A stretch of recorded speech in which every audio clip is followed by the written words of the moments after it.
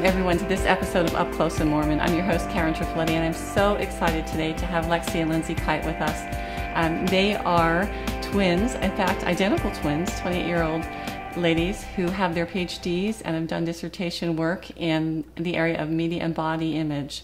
And so their work centers around their passion, which is to help women understand and redefine and reclaim the definition of beauty.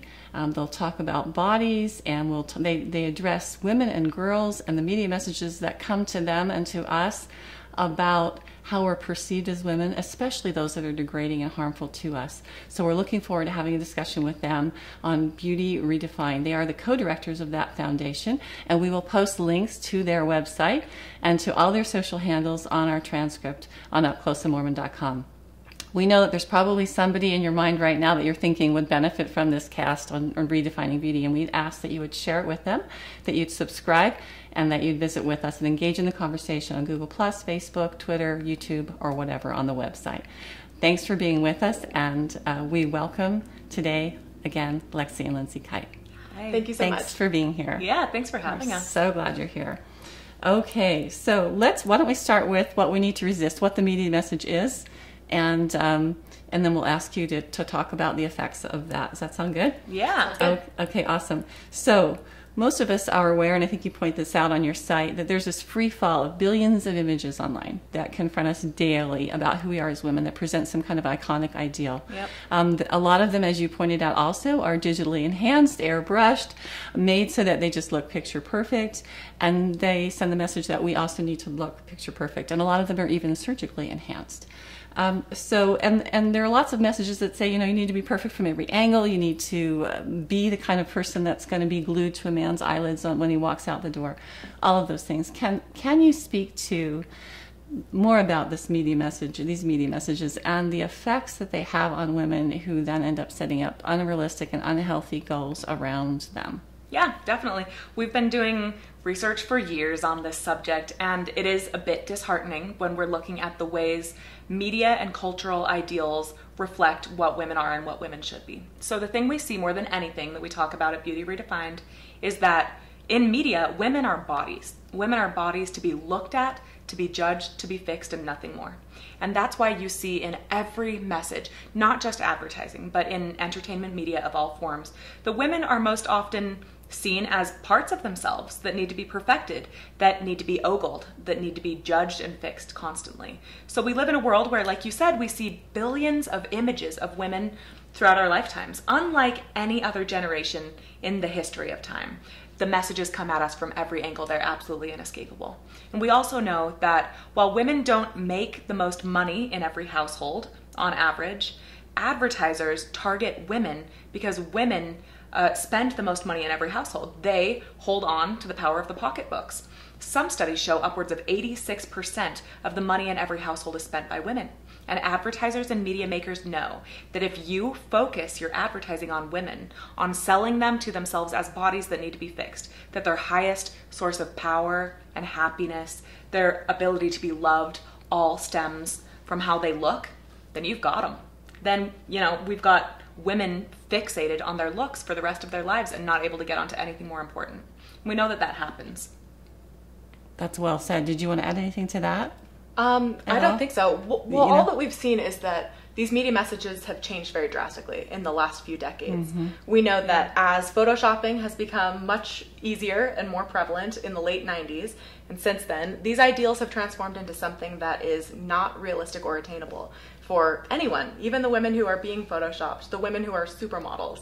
And so one of those things that we do like to point out is how unrealistic and unattainable these images have become, yet we are consistently holding ourselves to those standards of unreality, really. So when we shed some light on that lends some power to people. That is powerful, and I think, like you said, that they're specifically targeting women, knowing that this is, and that everything is attached to this idea that you'll be happy if, which is the lie that we can buy into potentially. Exactly. And so one of the things your website pointed out, and I think is interesting too, and we know this, we're spending lots and lots and lots of money on, more and more so, on cosmetic procedures, on beauty and weight loss. I mean, I think that you said there's been an increase in about 400%, and the amount of cosmetic procedures that women are doing, including you know, liposuction and breast augmentation and all of these kinds of things. And if you add to that the cost then of the beauty products, which is another many billion, and you put that together with what, over $81 billion for weight loss? No, it's $61 billion for weight loss. Now $68 billion a year. Now $68 billion. So now we're up to almost $90 billion if you combine those that we're spending on, you know, the world's version of some kind of beautiful. Right. So what's the impact that you see on women? What are you seeing, and what's the result of this kind of objectification of women? Oh, I mean, I know there's a lot to that. So we'll just kind of break it down, and then we'll talk about what you're doing to help alleviate some of that. Right. Well, what we see is that as women are holding themselves to these ideals that have become more narrowly defined than they ever have before, then they are feeling worse and worse about themselves. Even though we're spending more money than ever, more time than ever, and taking more risk upon ourselves with self-defeating that. Yeah, exactly. Then we are not improving the way we feel about ourselves. And that is something that has become a really vicious cycle, that women are led to believe this lie, that they will be happy, they will be desirable, they will be healthy and successful once they meet these appearance ideals. Yet those ideals are unattainable for a reason, and that's because they will drive profit forever, because they are just out of reach. So we turn the focus then, we turn the focus then away from improving our beauty and feeling more beautiful to focusing on this idea that we are not just bodies, we are not just meant to be looked at, and our primary worth is not defined by our appearance. And this is an idea that can be pretty groundbreaking for people and can really shed some light on a lie that we've bought into for so much of our lives, that we are here to be looked at, and that's where our primary value comes from. Yeah, we've found that when girls and women buy into this lie, they are doing it in epidemic proportions today. More so than at any time in the history of the world, girls and women are doing this thing called self-objectifying. This happens because we live in a world, like we talked about, that objectifies women. It turns us into parts of ourselves. It happens through the camera, you know, just tilting up and down women's bodies. And those women usually only look one certain way in any media that we see. They are young and tall and thin and white, usually. They usually fit into these white ideals. It is all meant to sell products. And when we see this objectification of women happening in just major epidemic degrees, it teaches girls and women that we should view ourselves as bodies to be looked at. Exactly. So the way I describe this to people is that, let's say you are walking out of class on a beautiful day, and instead of thinking about what you need to be studying or that you need to call your mom because you haven't talked to her in a minute, you are thinking, oh my gosh, I look so disgusting today. I cannot believe I didn't wash my hair. I am sure the people walking behind me think that my greasy hair is the worst, and I need to fix my outfit. I need to adjust because people are looking at me. And so we have this new problem in today's world where women and girls are told that we can do whatever we want, you know, girl power, be whatever you want to be. But we are shouted at that unless we look good doing it, it doesn't count. And that is self-objectification. So girls and women's identities are doubled these days. We have to be good at whatever it is we're doing, and we have to look good doing it. And can you imagine how that gets in the way of female progress and happiness and relationships and health in every way that really matters? Well, research backs it up. Self-objectification is just brutally hurting our power and health and happiness in major ways. Research shows us, and my own research attests to this, that girls and women who self-objectify, which happens the majority of the time for girls and women of all ages, from 3-year-old girls to 80-year-old women, I don't care who you are, if you learn that your worth is tied to how you look and you feel self-conscious about what you look like, you are in a state of self-objectification. And in that state where you're picturing yourself being looked at and you feel that anxiety, you do not perform as well on reading comprehension tests, on math tests, on spatial skills tests or color naming tests. You can't throw a softball as far, you can't lift as heavy as weights, the list goes on. Yes. So we are just held back in the craziest ways by this. I think that is so powerfully said. So, you know, we're buying into all these lies, and it limits our own progress because we're focused on ourselves. You can't really progress unless you lose that self-focus, you know, and you can't lose that self-focus if you're constantly monitoring yourself or looking for the next beauty product or not feeling like you're enough. Like you said, you don't have a rooted identity. And it kind of begs the question about what is beauty, really, doesn't it? Because it certainly isn't, we're not just parts of a person. And who are we? So there are questions, I think, that underlie the symptoms that we're seeing. Yeah. How would you define beauty? Beauty is something for us that our organization is called Beauty Redefined. And so this is something that we are seeking to expand. When people hear the word beauty today, it often fills women with stress and anxiety, thinking of the products they need to buy and the procedures they need to undergo in order to meet this standard that they've set for themselves in their heads. And beauty can cause a lot of shame for people because they feel that they don't meet those ideals. But we're seeking to expand that to make it something that's more all-encompassing, something that doesn't incite stress, but instead incites happiness, and that people can see in themselves because they are normal, and that it's okay to look the way that you do and to feel the way that you do, because everyone feels this way at some point in their lives. Everyone feels self-conscious. So when we teach people that they're not alone in this, that they are in fact okay, then they're able to break free from that prison of feeling like they need to meet a beauty standard in order to be a valuable person. Yeah. That again, that's not externally defined. Right. I started to think with this impoverished definition of beauty, maybe the problem is that we have moved from the real meaning of beauty, which is an inner light or an inner goodness that is reflected in character, right? Yeah. To something that's attractiveness and prettiness. I think there's a difference. Yeah, exactly. Right? We have started to see beauty as being looked at. The desire is to be consumed, to be looked at, to be approved of. When that is all of the messages we're hearing, especially towards girls and women, are all about us focusing inward. This selfishness, that when you hear beauty, you feel scared and self-conscious because it incites feelings of, but I am not beautiful. What can I do to be beautiful so that I appear more beautiful to somebody? But that is selfish. And we teach people on a spiritual level and on an academic, research-driven level, that we are more than bodies, that we are capable of anything we put our minds to, that we are capable of more than living this life that is so selfish, that we are not just here on accident. I don't believe, and we teach whenever we speak, that wherever you are in your life, it's not on accident. You have a work to do that cannot be done unless you step up and realize that you are not just here to be looked at. And let's talk about that, because obviously our faith informs this view of who we are and identity, which I think is really at the bottom of this. If you're not secure in who you are, you're going to find substitutes, and your glass will always be half full, and you'll be looking to others to define who you are, right? And we'll come back to that in a minute. But talk about just how your faith does inform, or what you teach about spiritual power, or how your faith informs the work that you're doing, what your sense of identity is based on. Yeah. Our faith is a really huge part of this for us. We feel like this has not only been an academic mission for us, but a very spiritual mission too. And we both feel like we've definitely been called to do this work and to spend 10 years in college getting these PhDs. It's a long time. Terrible as it was. So we feel very driven to help people understand that beauty is not something to be feared and to be longing for and going to all these extremes for. And instead, what we know and what has been so shaped by our spirituality and our religion is that we are not just bodies, but in fact, as our church teaches, this very unique doctrine that we have both bodies and souls, and that we will have these bodies made in the image of God forever, for all eternity, and we will be resurrected with these same bodies. But along with that, we have these souls that make us who we are.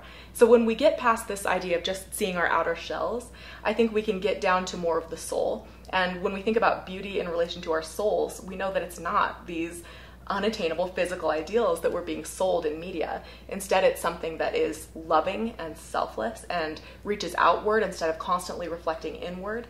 And that resonates with people on a spiritual level, no matter which religion you're talking to, or if we're speaking at a school. We have people come up to us and tell us, I don't know what you believe, but this resonated with me. I got goosebumps. I feel this on a spiritual level. And we always tell them that we do too, and that's why we do this, because it is true. And we truly believe that the Holy Ghost can testify to people through the truth. And what we are saying through research and through what we know on a spiritual level is the truth. And people can feel that. I appreciate that very much. And I do think that there is a bulwark relationship. You have to have a right concept of God, I think, and a right concept of yourself in order to really understand your beauty, like you said. Yeah. So we can fill ourselves with the images and what the media tells us is quote, beautiful, or we can fill ourselves with what the Word tells us, and the doctrine, which you just shared, tells us is beautiful. I mean, the Lord says we're fearfully and wonderfully made, right? And He says that we're here to honor God through our bodies, not just how they look, but that we can serve him. Right. And I think sometimes there's a line, don't you think, between, I mean, I want to be fit for the kingdom work. I want to be able to not be in the way of having God's light shine through me so that others can come to him. Yeah. And there's a difference between wanting to be fit for those reasons and then wanting to be fit for the wrong reasons. And it's very easy, I think. It's alluring in some ways. Just you have to be vigilant not to cross over, even if you are secure and rooted. I mean, I find myself sometimes thinking, oh, is there a diamond between my legs? You know, or do I need to lose a few more pounds? I'm guilty of that, but I recognize that because I am secure in who I am. Yeah. And I know my purpose on life. Yeah. But we would invite those who are listening who don't have their purpose or don't know their identity to really inquire, and we'd be happy to help you on that journey as well. Yeah. And I appreciate that. I think it speaks to some of Lindsay's research in health too. Yeah, a big Let's part of my talk about- research has focused on health, the way it's defined and measured, especially in the public sphere and socially, and how it's talked about within media. And when I hear the phrase fit for the kingdom, that's something that, we all want to be fit for the kingdom. We want to help build this cause. We want to help people to find the truth. But I think that quest for perfection has taken a really wrong turn when it comes to physical appearance and that idea of perfection. And that gets people off track, really. That gets people focused inwardly. And so when we talk about fit for the kingdom, I think that's something that is not just physical, but also spiritual. When people talk about fitness, so often they get this really appearance-based measure inside their heads. They picture six-pack abs and oiled up bodies and all of that kind of stuff. We've been trained to believe through media that our fitness can be defined based on what our bodies look like on the outside. Yet any doctor can tell you that that is not true.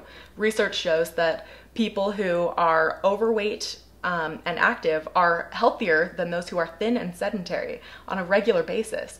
So we know that we can't judge people based on their outsides and that fitness doesn't look the same for all people. When we get away from focusing on appearance and we get into focusing on what we can do, what we can achieve, and setting actual fitness goals and physical activity, that actually improves our health in much more meaningful ways than focusing on the outside. That is so true. And so it's a clarion call to those of you that are practitioners, right, to find other markers of success and to start talking to your clients about other things than the numbers on the scale and the BMI and all of that. Right. So I hope that those out there will hear that and spread the word. I think that's so critical. And even part of the lie that when we see these models that we're talking about who are emaciated sometimes, right, and we're talking about health issues. I mean, we don't see that when you see the picture on the magazine cover. I'm walking through the airport in Atlanta and I look at just the popular culture magazines, everything from style to health and fitness magazines, and every one of them is, how to get sexy body and how to do this, and they're all the product ads, so. But I thought about the lie of what's not seen as well, the story of those who are doing this. I ran across a story from Body Images, the woman that wrote this book, about Jennifer Strickland, the model. And I just want to share this in case there are those out there who might be thinking, well, what a glorious life that is. Well, that would make me happy. Again, that's an illusion sometimes because she started out, she's 7. She was the kind of person you described, the tall, thin, blonde, unmarred skin. Her parents think, oh, she could be a model. So they send her off to her first agency in LA, and then off she goes to Europe.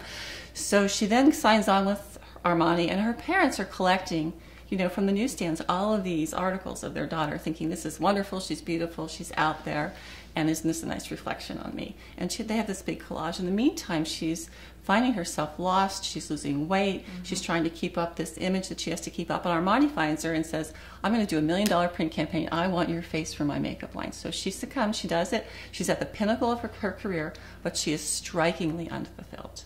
She said she was never lower in her life. She didn't know who she was. Back to what you were saying. She's going from country to country and changing who she is, basically, with every picture and every pose. And she ended up suicidal. She's walking the streets of Munich. She finally finds the word, and she becomes transformed from the inside out by the renewing of her mind, right? And finds her identity in Christ, which, again, we talked about is really important. But I share that just because the lies are not just what we see, but what we don't see, I think, is part of those media messages. Oh, definitely. Do you agree? Yeah. And so when I was reading your materials and so fascinated with all of this, because I've had some experience too with others involved in the pornography area, and I know that that's something that's really obviously ultimately objectifies women, and we can talk about that a little bit later. But I also wanted to see, so how are men viewing women, and what are you doing about that? And so I was just Googling around, and I happened on your guide for men, which I thought was great.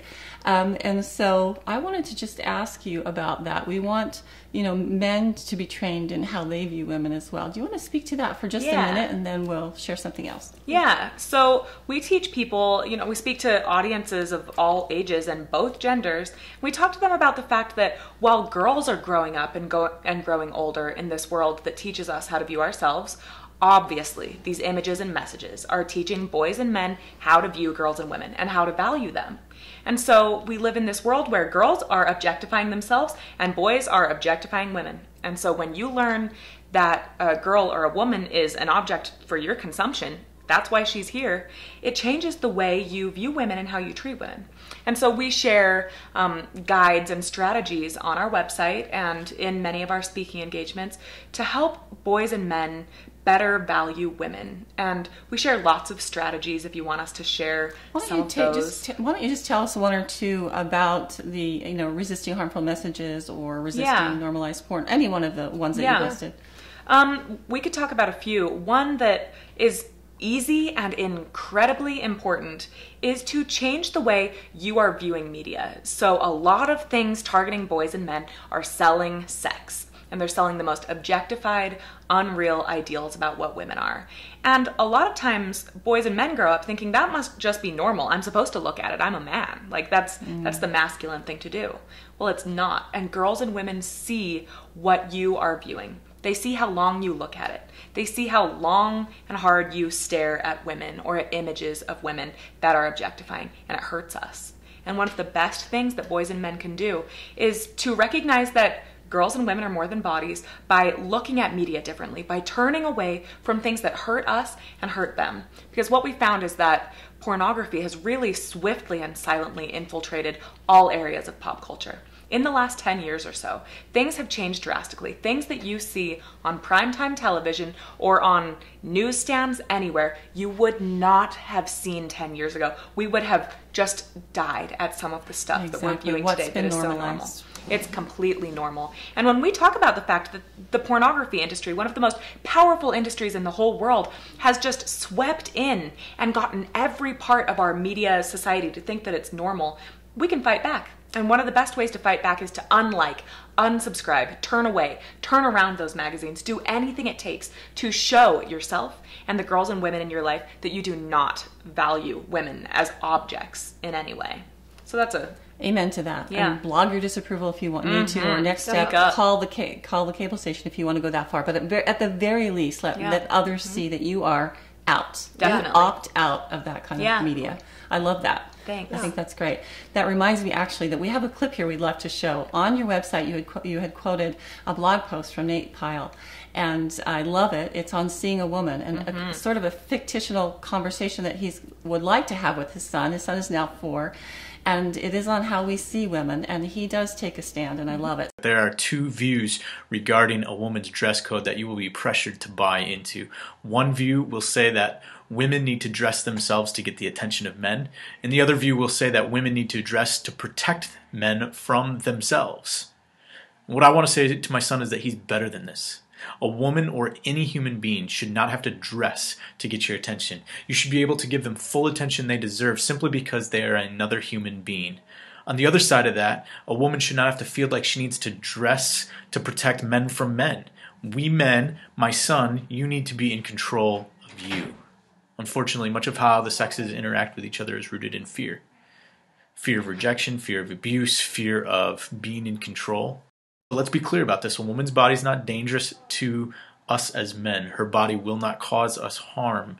It will not make you do stupid things. If you do stupid things, it's because you choose to do stupid things. So don't contribute to the fear that exists between men and women.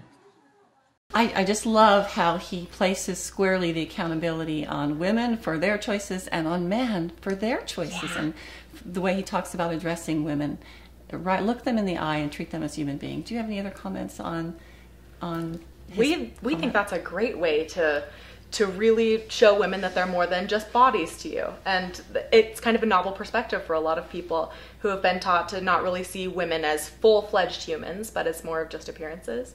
And one of the ways that men can do that and really follow up with what Nate was saying in that awesome blog post is to talk about women differently. If you feel like you're focusing a lot on appearance, making comments about other women, it doesn't matter if there's a woman listening. Obviously, that makes a huge difference in the way she perceives herself. But as dads, as brothers, as teachers, as friends, we can talk about women differently, even celebrities.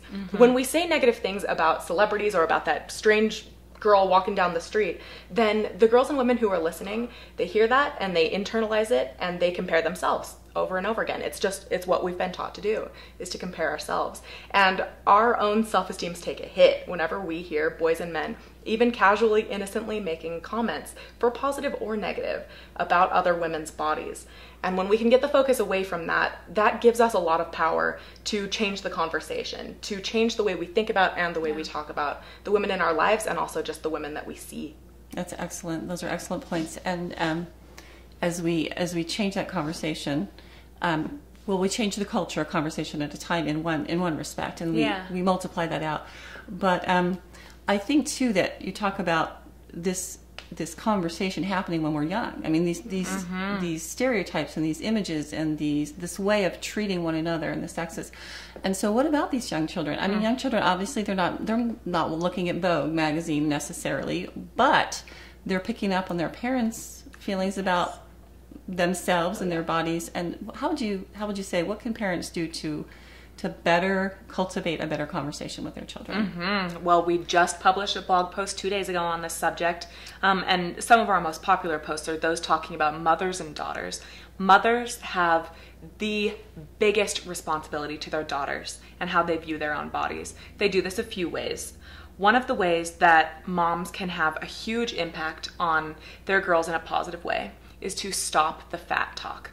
And that fat talk includes all other negative body and beauty talk in any way, about themselves and about other women, like Lindsay said, about how we speak about celebrities, how we speak about how that woman's dressing or whatever it is. But one of the best ways is to stop saying negative things out loud ever. And that also about your body, about anything. That includes things like when you're sitting at the table and somebody offers you a piece of cake, if you say, "Oh, I better not, I'm working on my waistline," people hear those things. Men hear those things. Little girls hear those things. Studies show us that girls as young as 3 now are speaking about needing to go on diets. Wow. And they are afraid of becoming fat.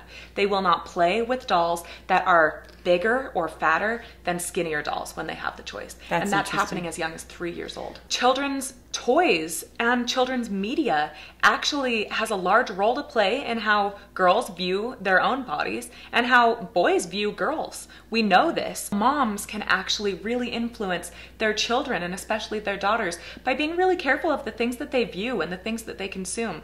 That means turning over magazines in the checkout stand that are at eye level with your children and what they see. But that also means really monitoring the things that they watch. Things that we might think are safe and harmless. It's for kids. Sometimes it's just not. It is selling ideals in major ways. I agree totally, and I hope that parents are listening, and that includes these Disney movies. It does. You have to bracket these. If they're going to see these Disney movies, you need to bracket, and I'm not just speaking on Disney here, but children's movies. Right.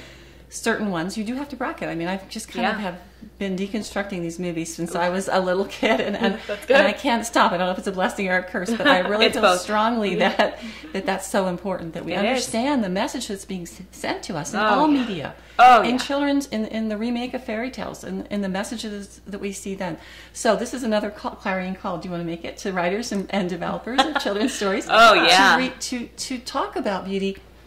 Again, as we have these conversations, as you said, you talked about what not to do, but what we need to do is to talk about women and their character, and talk about women and their talents. Don't just pan the camera up and down these women, and show women in a diverse array of body shapes and sizes and colors and ages. You know, women over 40 are largely invisible in media. You did something I love. You resisted some of this personally. You introduced me to Fitspiration, which I hadn't ever seen. I guess this online trend to be fit and get ready for some event, some beach thing or some wedding or something, right? Summer, anything that's coming, so you can lose another 10 pounds and get another body wrap or whatever. Yeah. But tell the audience what your conscious choice was about your wedding. So I did some research before I was ever engaged, before I was ever dating anybody. I felt like I was perpetually single forever. And I had done a lot of research about the fact that the wedding industry had started targeting women in this crazy new way in the last 10 years, maybe the last 15. But before about the year 2000, when you looked in wedding magazines or any sort of advertising or things selling to brides, you just did not see the ideal that you needed to slim down for the big day, that on your big day you needed to be as little as possible. That was something that advertisers came up with about the year 2000. Studies show that it just wasn't around before that. And studies also showed that in just the last couple of years, one study was with 300 women. And I think they found that at least 70% of them wanted to lose at least 20 pounds by the time they got married. So I knew about all this pressure. I knew that women were being targeted in a new way. And then I started dating somebody and I got engaged. And I realized I might need to write a personal post about this and do our wedding beauty redefined style. So I did. Love it. Yeah, I decided to do a few things for the big day. First of all, I chose not to lose any weight. I chose that because I found a man that loved me the way I am, first of all. So why? What's the point? Why would we be begged to change when these are women that had found somebody that was already in love with them, I would hope, you know? Right. So besides the fact that I knew he liked me the way I wasn't gonna let some other industry tell me to hate myself and that I needed to change. So I made a conscious decision to, I worked out, I ate healthy, but I chose not to go on a diet or go to any extremes to lose any weight. Another thing I did was that I stayed off of social media. The second I announced my engagement on Facebook, the targeted ads immediately began popping up that talked to me about where I needed to buy my most expensive wedding dress and all of the wedding plans that I needed to succumb to have an ideal wedding and how much weight I needed to lose and every other thing under the sun. And so I decided to stay off social media, which I think is hard for a lot of brides and women, but I didn't go on Pinterest once. I think we know that social media actually contributes to a lot of the body image woes and the self-esteem woes that girls and women face today. We know this from studies. And so I chose to not be a part of it. I didn't look at photoshopped images. When I got married, I made sure that none of my photos from the engagement or the wedding were photoshopped in any way. Because I wanted to show a little bit of reality. And I think it worked. Then I blogged about it and tried to help other people see that you can be happy just the way you are. Whether you're getting married, whether you're single, I don't care what it is. We don't have to succumb to these ideals. That's wonderful. We'll post that picture on our website so you can be Lexie when she was married. I love that, that you personally resisted. Yeah. Great tips. So as you're teaching these principles in your hour works presentation that you do across the United States to thousands of people, tell us one or two things that maybe you haven't shared yet that you would share in that kind of a setting so that we can whet their appetite and that we also learn from one of those principles. One of our favorite strategies is called physically photoshopping ourselves out of reality, and it's avoiding that.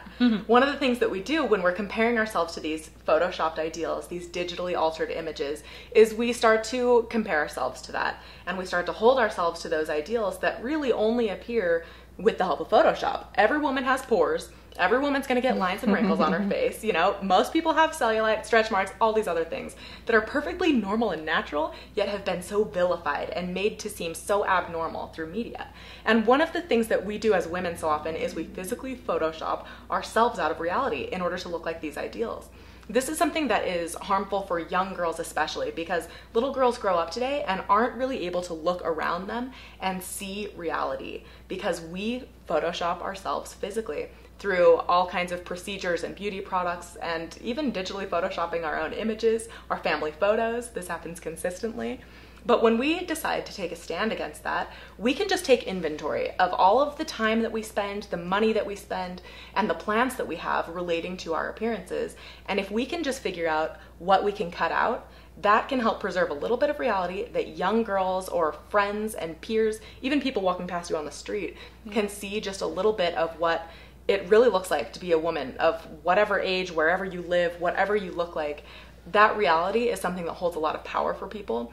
And that was something that influenced Lexie and I growing up too. I remember as I was growing up and, you know, going through puberty, which is the most awkward time in the whole world, I started to think I was like really abnormal and really gross. But then I thought, hold on, my mom looks like this. I'm starting to look more like my mom. I know she's beautiful and I know she's normal, so I must be okay. And since my mom didn't physically Photoshop herself in those ways, I was able to recognize that I was okay. I was normal. Yeah. And we really want people to do that. Yeah, that's an easy one to get caught up in. I've been guilty, so I have we all are. You know, Yeah, we definitely. all have. And I think it is good to take inventory and say, okay, how far do I want to go, and Yeah. where And do I want to everyone- set some limits? Yes. The Everyone line is draws different that for line everyone. for Yes, themselves. but And yeah, we would never tell anyone where that line should be for them. Some people, cosmetic surgery is going to be okay. It's going to be something that they really feel like they need to do. We talk a lot about cosmetic surgery, so we really discourage people from going to cosmetic surgery in order to enhance their self-esteem or their body image, because studies show it simply doesn't work. But we would never blame or shame anyone who does choose to do that. And same with the other end of the spectrum. We would never blame or shame anyone who chooses to wear makeup or shave their legs. These are things that we do that we feel like aren't harming us, but we do recognize that they are physically photoshopping in their own way. Yeah. That makes sense. Yeah. Exactly. But again, to set those limits. Do we have a clip from a gal who's been impacted by your seminars that I'd love to share, and her name is Annie. Yeah. And so I'd love our audience to see, this is the impact that their workshop had on this particular gal. So a couple of months ago, Beauty Redefined came to my charity league, and they shared a very compelling message about how the media can distort our expectations for ourselves, and how it is constantly selling us these unreal ideals that no one can ever measure up to. And all of the images we see of celebrities in movies, on television shows, and magazines, none of them are real. No one actually looks like that in real life.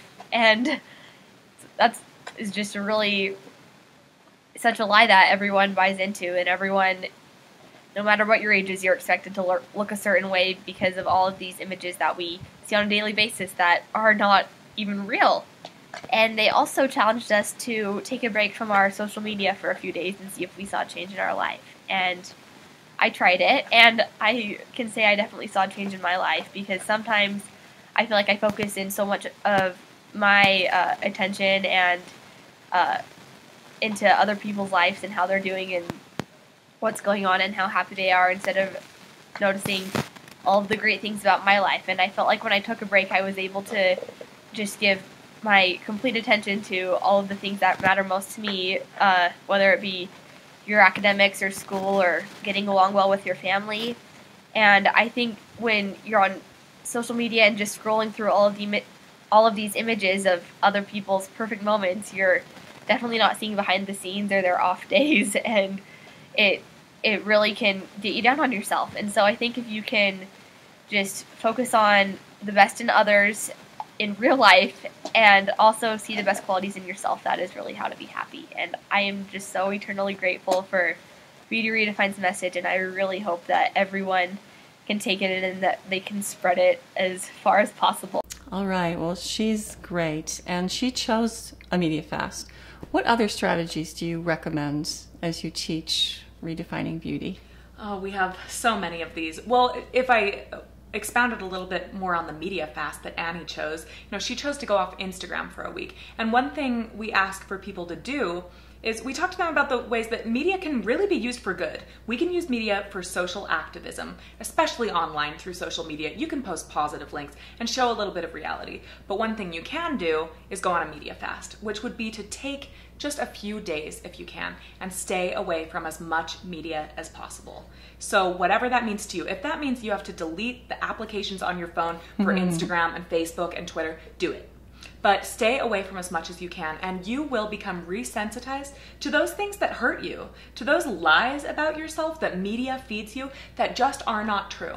And you will gain your power back, so that when you come back to media, you will be able to see and feel what hurts and turn away from it, and unsubscribe and unlike and do whatever else you need to do. So many other strategies we could be talking about. The ways we talk about women, I think, are important. When we talk about the ways we compliment each other, a lot of times when you haven't seen a girl or a woman in a minute, you will go up to her and say, "Oh my gosh, you look so good. Have you lost weight, or have you fixed your hair? I love your outfit. I cannot get over it." And when you flip the script on that, I think you realize that is very much a lady thing that we do. Can you imagine two men going up to each other and saying, dude, I cannot get over that outfit. You look so good. You know, that's just not stuff that happens all the time. It's true. And I think that happens because we live in a world where girls and women are taught that we're supposed to be looked at first and foremost. And so we kind of inadvertently keep each other at those shallow waters of bodies alone. We talk about each other's bodies a lot. And while it's nice to compliment each other. And we need those compliments. We would ask that one of the strategies you do is to pair it with something else. So if you are going to talk about a woman's looks and compliment her on her looks, also pair it by complimenting her on her character, on a personality trait that you love, or a talent that she has, anything that she does. I love that. So it doesn't perpetuate Yeah. the activity that we're trying to actually undo. Right. That's great. Those are great strategies. Anything that you'd like to add to that? One of the things that we do actually as a fundraising tool for our website is we have these sticky notes. And and I have some here. Yes. Wonderful. So I'm going to hold these up while you're talking about them. This one actually says, this image has been altered to sell unreal ideals. Don't buy the lies. Yeah. So these are messages that we've kind of coined. We have 4 different slogans that we use on these sticky notes. And they started out on billboards. 2 of the slogans started out on billboards that we had from Logan all the way to Provo. And we were able to get 13 billboards 3 summers ago, which was really amazing. But since we can't put a billboard everywhere, we did get one in Pennsylvania, but we can't put them everywhere. Right. So we decided to sell these same slogans on sticky notes. And what people do with those is they stick them on magazines in like the checkout stand of grocery stores, or that are displayed in public places like a doctor's office or something. They'll also stick them on public bathroom mirrors and just places where any passerby could see that and get a little happy reminder that they are capable of much more than looking hot, or that these are unreal ideals and we don't need to buy the lies. Yeah. I love that. This one says, you are capable of much more than looking hot. Yeah, exactly what you just said. So I'm going to post that on a mirror today, and I'll take a picture of it and post it on the website. Yes. That's fabulous. Thank you so much. Tell us how you decided to start this, how this whole career thing, foundation thing got going. You want to? You want me to? Go for it. Okay.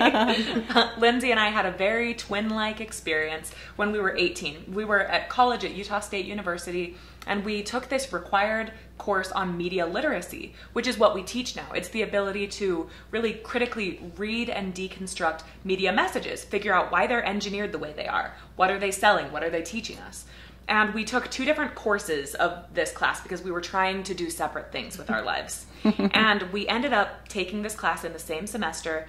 And as I listened to the ways my professor talked about how media objectifies women and features women in this one way and how it really affects our reality, I remember my heart pounded faster and I got goosebumps. I kind of wanted to cry, and I felt this overwhelming, really spiritual feeling that what I was hearing was true.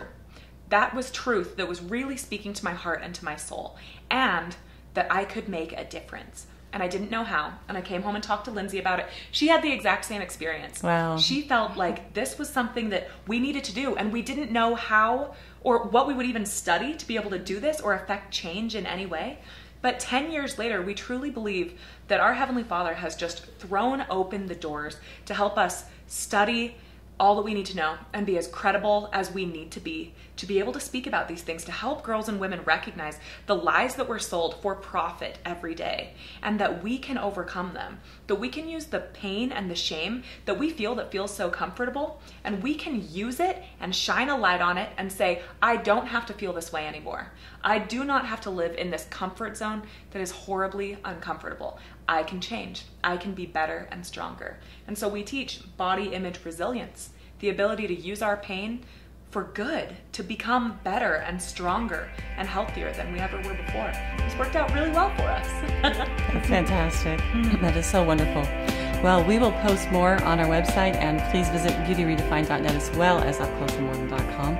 Thank you so much for being with us. This is a fabulous undertaking, and on many levels. It's a big one. It's a huge one. And we hope that you'll find some more advocates out there now as a result of this cast. Oh yeah. Thank you so much for being with us.